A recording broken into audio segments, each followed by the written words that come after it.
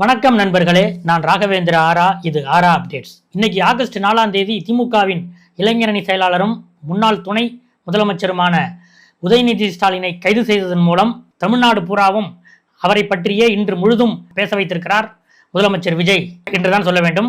August 3ஆம் தேதி காவேரி நீர் பிரச்சனைக்காக தஞ்சாவூரில் திராவிட முன்னேற்ற கழகம் சார்பில் ஆர்ப்பாட்டம் நடத்தப்பட்டது. அதாவது மேகதாது அணை கட்டுவதாக கர்நாடக முதலமைச்சர் டி.கே. சிவகுமார் உறுதிபட சொல்கிறார். அதற்கு மத்திய அரசும் ஆதரவு அளிப்பது போலவே செயல்படுகிறது. இந்த நிலையில் இந்த ஆண்டு வரவேண்டிய காவிரி நீர் இன்னும் வரவில்லை. கடந்த ஜூன் 12ஆம் தேதி மேட்டூர் அணை திறக்கப்பட வேண்டியது. இன்று வரை டெல்டா வெடித்து கிடக்கிறது. இப்படிப்பட்ட நிலையில் ஆகஸ்ட் 3ஆம் தேதி காலை திராவிட முன்னேற்ற கழகத்தின் சார்பில் காவிரி உரிமையை பெற தவறிய விஜய் அரசை கண்டித்து திமுக சார்பில் ஆர்ப்பாட்டம். அதுல உதயநிதி ஸ்டாலின் உரையாற்றுகிறார். அந்த ஸ்பீச்ல அவர் பேசிக்கிட்டு இருக்கும்போது ஒரு இடத்துல கூட்டத்திலேருந்து நடிகை த்ரிஷா பேரை சொல்லி திமுகவினர் கோஷம் போடுறாங்க. அப்போது உதயநிதி ஒரு கமெண்ட் அடிக்கிறார். இந்த கமெண்ட் அனைவராலும் ரொம்ப ஆபாசமாக இருக்கிறது என ஒரு வன்மையான கண்டனத்தை தெரிவிக்கிற வகையிலே இருந்தது.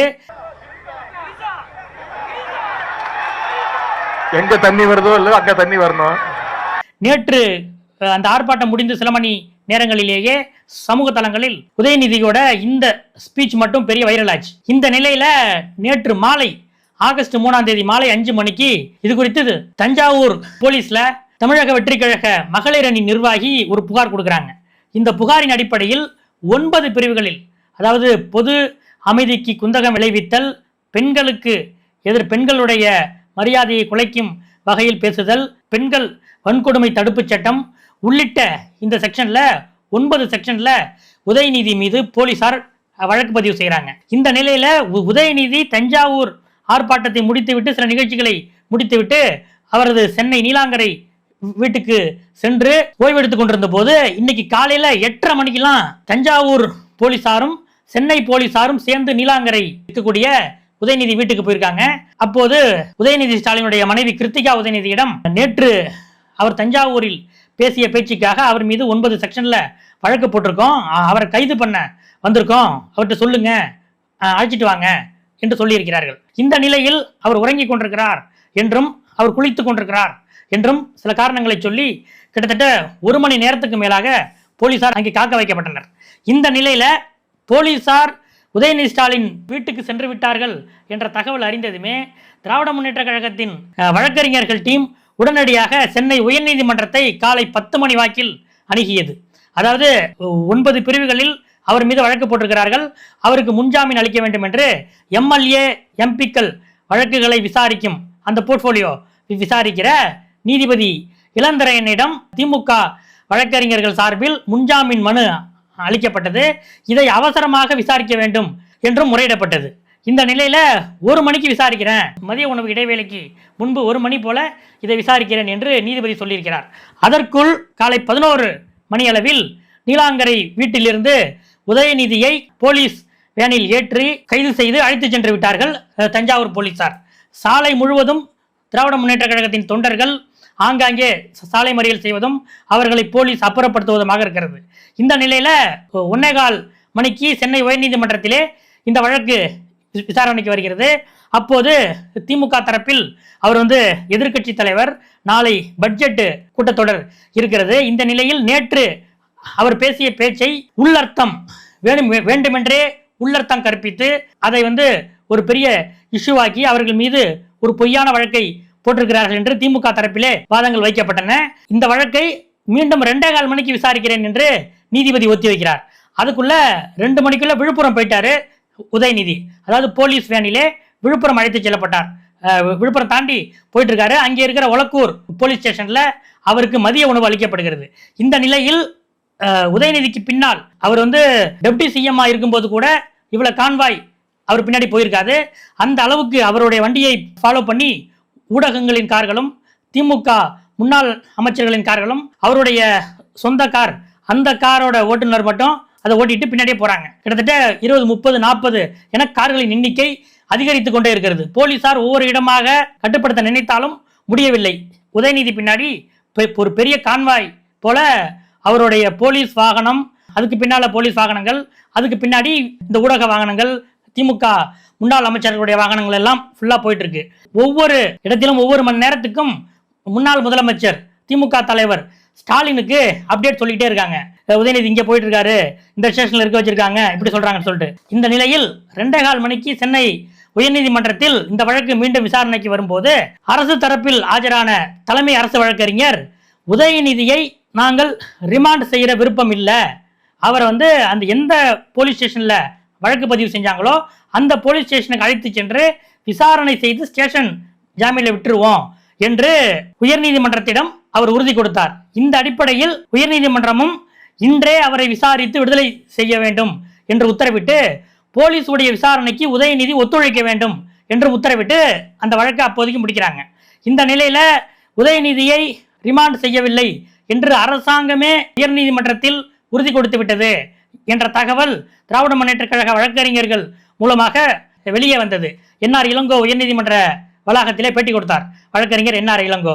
இந்த நிலையில் ரிமாண்ட் செய்யப்படாத ஒரு வழக்குக்காக, என்ன ரிமாண்ட் செய்ய மாட்டோம் அப்படின்ட்டு ஹைகோர்ட்ல அரசு வழக்கறிஞரே உறுதியாக சொல்லிவிட்டார். இந்த நிலையில் ரிமாண்ட் செய்யப்படாத ஒரு வழக்குக்காக காலை 11 மணிக்கு ஆரம்பித்து விழுப்புரம் சென்று திருச்சி சென்று திருச்சியிலிருந்து தஞ்சாவூர் சென்று அங்கிருக்கிற அந்த வழக்கு பதிவு செய்யப்பட்ட காவல் நிலையத்தில் அவரை ஆஜர்படுத்துவது, விசாரணை செய்வது என்ற திட்டத்தோடு போலீசார் வந்துட்டு இருக்காங்க. இந்த நிலையில சாயந்தர வாக்குல ஒரு 6 மணி 6:30 மணிக்கு உதயநிதி தஞ்சாவூர் வந்துருவாரு என்ற தகவல் அறிந்து கிட்டத்தட்ட ஆயிரக்கணக்கான திமுக தொண்டர்கள் தஞ்சை நகரில் கட்சியுடைய தஞ்சை அறிவாலயத்தில் குவிந்தனர். அதற்கு பிறகு அங்கிருந்து அவருடைய எந்த ஸ்டேஷன்ல அவர் மீது வழக்கு போட்டாங்களோ அந்த தஞ்சை தெற்கு காவல் நிலையத்தில் அதை சுற்றி திமுக தொண்டர்கள் கிட்டத்தட்ட ஆயிரக்கணக்கான பேர் ரவுண்டு கட்ட ஆரம்பித்தனர். இதற்கிடையில் அங்கே சிலர் முதலமைச்சர் விஜயுடைய கொடும்பாவி எனப்படுகிற உருவ பொம்மைகளையும் எரித்து ஆர்ப்பாட்டத்தில் ஈடுபட்டனர். நேரம் ஆக ஆக அங்கே பதற்றம் அதிகமானது. இப்படிப்பட்ட இந்த நிலையில உதயநிதியை அழைத்து கொண்டு திருச்சியில் இருந்து போலீசார் வந்துட்டு இருக்காங்க. அவங்களுக்கு இங்கே தஞ்சாவூர்ல இருந்து போலீசார் போன் பண்ணி இங்க நிலைமை ரொம்ப விபரீதமாயிட்டு இருக்கு, நீங்க இங்க அழைச்சிட்டு வந்தீங்கன்னா அவரை போலீஸ் ஸ்டேஷனுக்குள்ளேயே அழைத்து செல்ல முடியாது, ஆயிரக்கணக்கான திமுக தொண்டர்கள் போலீஸ் ஸ்டேஷனை முற்றுகையிடும் நிலையில் இருக்கிறார்கள் என்ற தகவல் அனுப்பப்பட்டது. உடனடியாக இது குறித்து ஐஜி பாலகிருஷ்ணனிடம் போலீசார் அறிவுரை கேட்டுள்ளனர். அப்போ தஞ்சாவூரில் இருந்து அதுக்கு முன்பு 22 கிலோமீட்டர் முன்பு இருக்கிற செங்கிப்பட்டி போலீஸ் ஸ்டேஷன் வழியாக போய் கொண்டிருக்கிறோம் என்று அவர்கள் ஐஜியிடம் தெரிவித்துள்ளனர். உடனடியாக நீங்க யூட்டர்ன் போட்டு செங்கிப்பட்டி போலீஸ் ஸ்டேஷனுக்கு போங்க என்று ஐஜி அவர் அறிவுறுத்த, அதன்படியே போலீசார் எதிர்க்கட்சி தலைவர் உதயநிதி அவர்களுடைய அந்த வாகனம், அவர்கள் அழைத்து சென்ற போலீஸ் வாகனம் செங்கிப்பட்டி காவல் நிலைய வளாகத்துக்குள் சென்றது. உடனடியாக உதயநிதி, என்ன இங்க அழைச்சிட்டு வரீங்க, நீங்க என்ன சொன்னீங்க, உயர்நீதிமன்றத்தில் எந்த காவல் நிலையத்தில் வழக்கு பதிவு செய்யப்பட்டதோ அந்த காவல் நிலையத்தில் வைத்து விசாரணை செய்ய போகிறோம், செய்துவிட்டு ஸ்டேஷன் பெயில விட்டுறோம் அப்படின்னு தானே சொன்னீங்க. அப்போ என் மீது வழக்கு பதிவு செய்யப்பட்ட காவல் நிலையத்துக்கு அழைச்சிட்டு போங்க, எதுக்கு இங்கே அழைச்சிட்டு வந்தீங்க என்று உதயநிதி வேனில் இருந்து இறங்க மாட்டேன், போலீஸ் வேனிலிருந்து இறங்க மாட்டேன் என்று வேனுக்குள்ளே உட்கார்ந்திருந்தார். இந்த நிலையில் ஐஜி பாலகிருஷ்ணன் சம்பவ இடத்துக்கு செங்கிப்பட்டிக்கு வந்து எதிர்க்கட்சி தலைவர் உதயநிதியை போய் பார்த்து, இல்ல அங்க ரொம்ப கூட்டம் அதிகமா இருக்கு, அதனால விசாரணை எங்கே வச்சுக்கலாம் என்று உதயநிதி அவர்களை சமாதானப்படுத்தி செங்கிப்பட்டி காவல் நிலையத்துக்குள் அழைத்து சென்றார். அப்போது மணி 6:45, மாலை 6:45 மணி. இந்த நிலையில் உதயநிதி செங்கிப்பட்டி காவல் நிலையத்துக்கு அழைத்து செல்லப்படுகிறார் என்ற தகவல் தெரிந்ததும் உடனடியாக அங்கேயும் ஆயிரக்கணக்கான திராவிட முன்னேற்ற கழக தொண்டர்கள், முன்னாள் அமைச்சர்கள், வழக்கறிஞர்கள் எல்லாரும் வந்துட்டாங்க. இப்படிப்பட்ட இந்த நிலையில் தான் செங்கிப்பட்டி காவல் நிலையத்தில் வைத்து மாலை ஆகஸ்ட் 4ஆம் தேதி 6:45 மணியிலிருந்து எதிர்க்கட்சி தலைவர் உதயநிதியிடம் போலீசார் விசாரணை நடத்திட்டு இருக்காங்க. தஞ்சாவூர் எஸ்பி, அந்த ஸ்டேஷன் இன்ஸ்பெக்டர், அவர் தான் விசாரணை அதிகாரி. இந்த இந்த அதிகாரிகள்லாம் அங்க அவர்கிட்ட விசாரணை பண்ணிட்டு இருக்காங்க.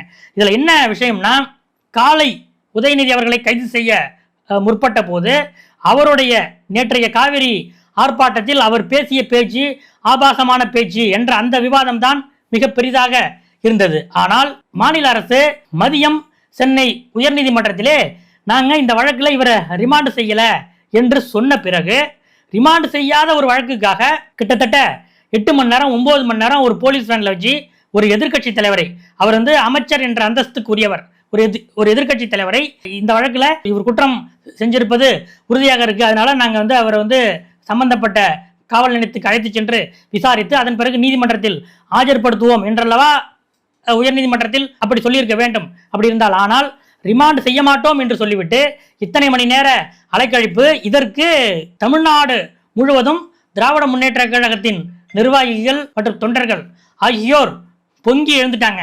இன்னைக்கு ஒரு சின்ன ஒரு சம்பவத்தை சொன்னா இது கரெக்டா இருக்கும். கடந்த ஒரு மாதம் முன்பு அமைச்சர் கில்லி சரத் அவர் இந்த போதை மாத்திரையை அந்த ஏடிஎம் கார்டால அவர் பொடி பண்ணாரு அப்படின்ட்டு ஒரு வீடியோ பரவியது. அதாவது போதைப் பொருள் எதிர்ப்பு தின அந்த உறுதிமொழி எடுத்துக்கொண்ட போது முதலமைச்சர் விஜய் உள்ளிட்டோர் எடுத்துக்கொண்ட போது இந்த வீடியோ அவரோட இன்ஸ்டாகிராமில் அவர் ஏற்கனவே போட்டிருந்தது. அது மிக வைரலாக அப்போ பரவியது. அப்போ தமிழ்நாடு முழுவதும் இந்த அமைச்சர் மீது நடவடிக்கை எடுக்க வேண்டும் என்று சொல்லி திமுக போராட்டம் நடத்தியது.